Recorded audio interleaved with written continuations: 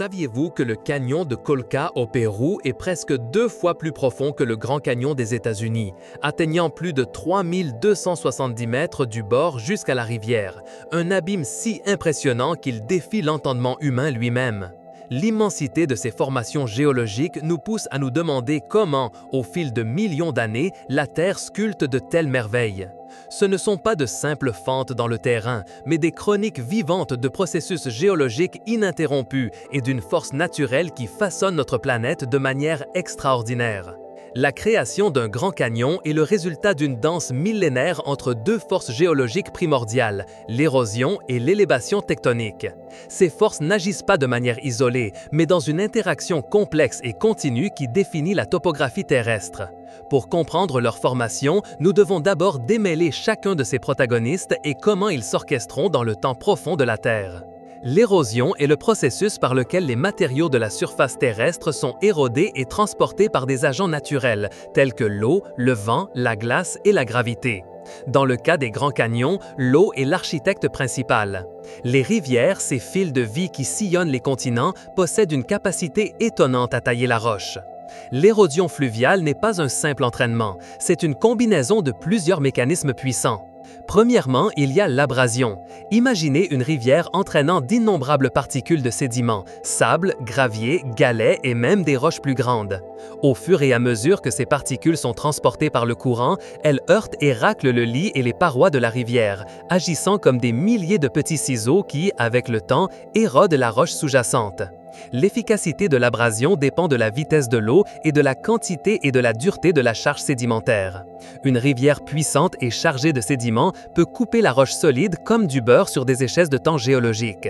Deuxièmement, nous avons l'action hydraulique. Cela se produit lorsque la force de l'eau qui s'écoule pénètre dans les fissures et les fractures de la roche, compressant l'air piégé à l'intérieur.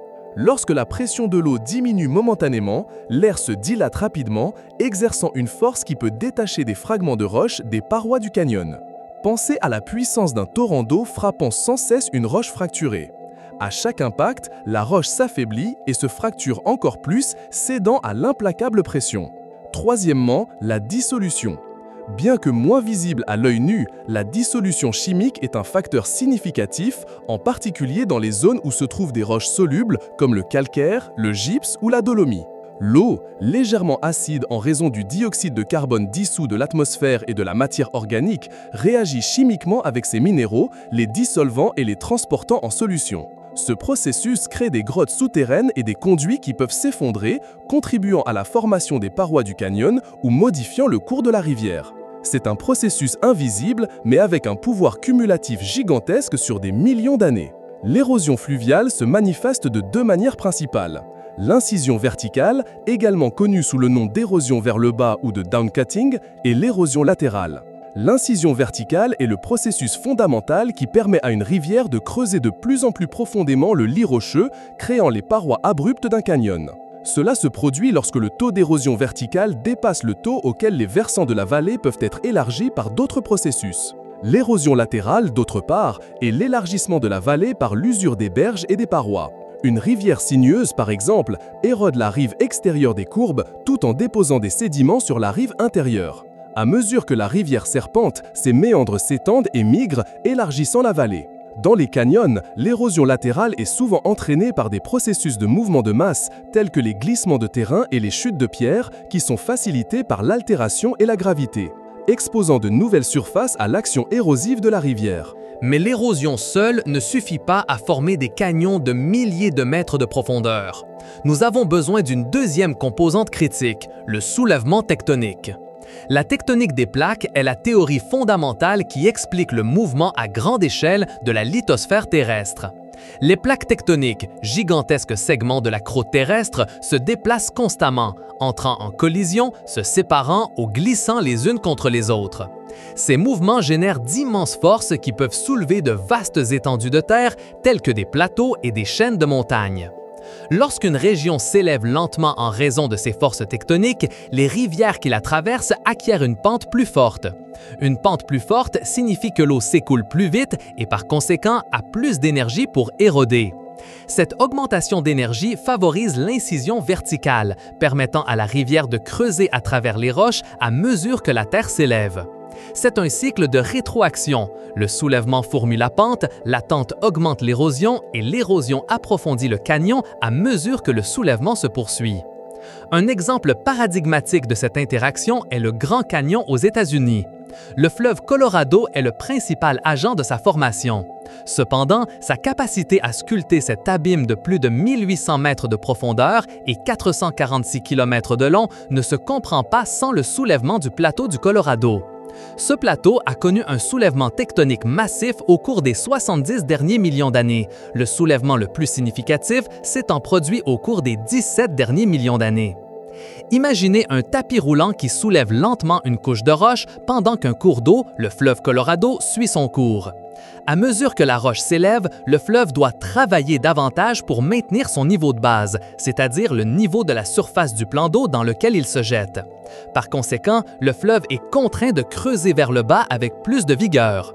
Les taux d'incision du fleuve Colorado sont estimés à des centaines de mètres par million d'années, une vitesse étonnante en termes géologiques. Le Grand Canyon ne s'est pas formé par une rivière qui a ouvert une fissure d'un coup, mais par l'action lente et constante d'un fleuve sur un plateau qui s'élevait progressivement. La géologie des roches est un autre facteur crucial dans la formation et l'aspect final des canyons. La résistance des différentes couches de roches à l'érosion détermine les formes des parois du canyon. Dans le Grand Canyon, par exemple, les couches alternées de roches dures, comme le calcaire de Coconino, et de roches tendres, comme le schiste de Bright Angel, ont donné naissance à ces terrasses et falaises caractéristiques. Les roches plus résistantes forment les falaises verticales, tandis que les roches plus tendres s'érodent plus rapidement, créant des pentes en escalier et de larges terrasses. Les roches sédimentaires, formées par l'accumulation de sédiments sur des millions d'années, sont particulièrement courantes dans les régions de canyons. Ces roches se déposent en couches horizontales, ce qui facilite l'érosion différentielle et produit la stratification visible que nous admirons tant dans les canyons. Les fractures, diaclases et plans de stratification préexistants dans la roche agissent également comme des points de faiblesse que l'érosion peut exploiter, accélérant le processus de sculpture. Le climat joue également un rôle fondamental. Les régions arides ou semi-arides, comme le sud-ouest des États-Unis où se trouve le Grand Canyon, sont particulièrement propices à la formation de canyons profonds. Dans ces climats, la végétation est rare, ce qui signifie que le sol est moins protégé et plus susceptible à l'érosion superficielle. Bien que les pluies soient moins fréquentes, lorsqu'elles se produisent, elles sont souvent intenses et torrentielles, entraînant des crues subites ou des inondations éclairs. Ces inondations, malgré leur courte durée, sont incroyablement puissantes.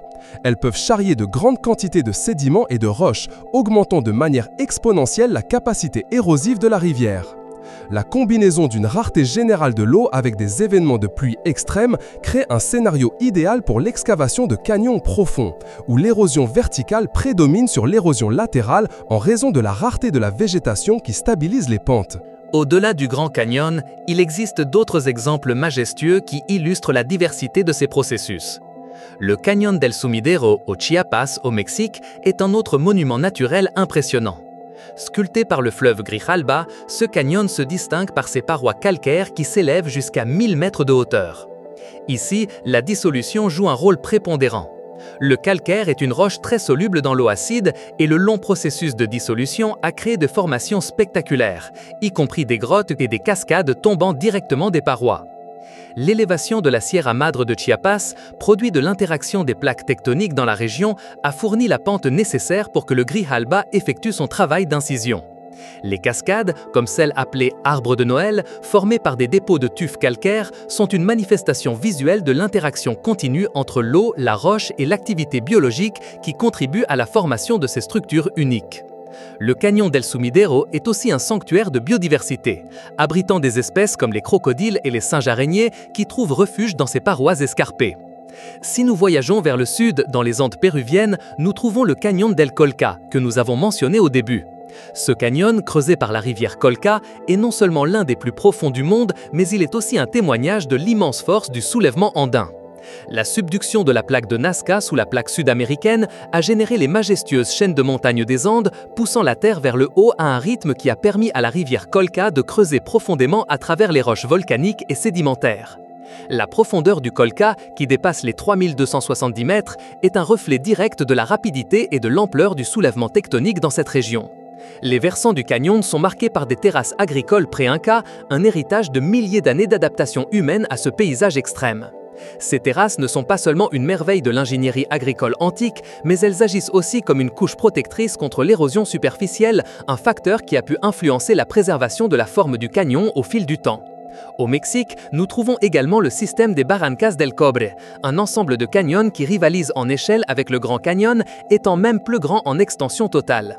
Situés dans la Sierra Madre occidentale de l'État de Chihuahua, ces barrancas ont été sculptés par 6 rivières principales. Leur géologie est principalement volcanique, résultat d'intenses éruptions et coulées de lave qui ont formé la base de la Sierra il y a des millions d'années. L'érosion aux Barrancas del Cobre a été en processus continu et prolongé, facilité par la nature fracturée des roches volcaniques et le climat semi-désertique.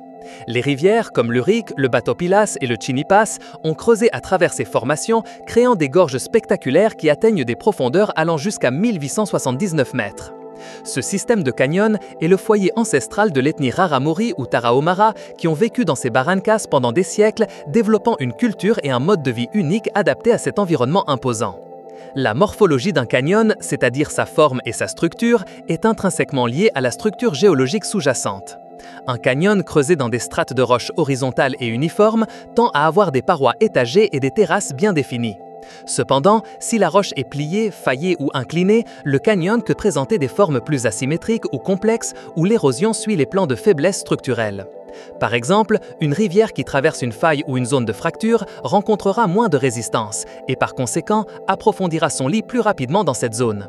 La direction des fractures et des joints dans la roche peut également guider la direction de l'érosion, résultant en des canyons avec des virages angulaires ou des segments rectilignes. C'est comme si la rivière trouvait un chemin déjà prédéfini par les faiblesses intrinsèques de la croûte terrestre. Outre l'érosion fluviale, l'altération, qu'elle soit physique ou chimique, joue un rôle crucial dans l'élargissement des canyons.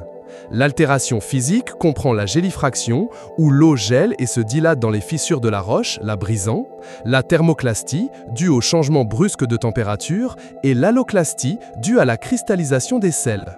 Tous ces processus affaiblissent les parois du canyon, les rendant plus susceptibles aux éboulements et à l'érosion par gravité. L'altération chimique, telle que l'hydrolyse ou l'oxydation, modifie la composition minérale des roches, les transformant en matériaux plus tendres et plus faciles à éroder. C'est l'action combinée constante de l'altération et de l'érosion qui permet à un canyon non seulement de s'approfondir, mais aussi de s'élargir avec le temps, créant les vastes paysages que nous observons. Le temps géologique est un concept difficile à appréhender à notre échelle humaine. La formation d'un grand canyon n'est pas un événement soudain, mais un processus qui s'étend sur des millions, voire des dizaines de millions d'années. Chaque couche de roches du Grand Canyon représente une fenêtre sur un passé géologique lointain. Les roches les plus anciennes au fond s'étant formées il y a 1800 millions d'années et les plus jeunes au sommet il y a 270 millions d'années.